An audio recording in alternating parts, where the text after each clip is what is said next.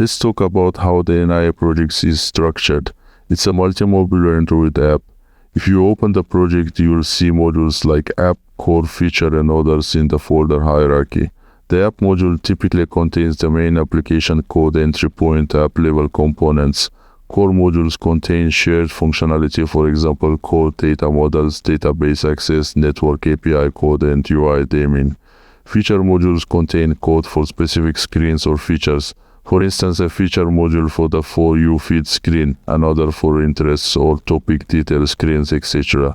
This modular setup follows recommended Android practices for larger apps. The app's architecture is MVVM plus repository, meaning that view model classes provide data to the UI, getting that data from repository classes which manage data sources like network or local database. All the UI is done in Jetpack Compose, so instead of XML layouts, we have Kotlin composable functions built in the UI.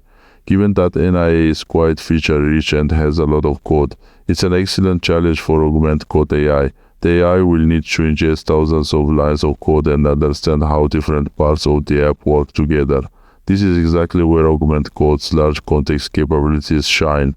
It can index entire repositories, leveraging a context window up to 200k tokens to understand even huge code bases. In summary, NIA's complexity will allow us to really push Augment Code to demonstrate its ability to navigate and comprehend a big project.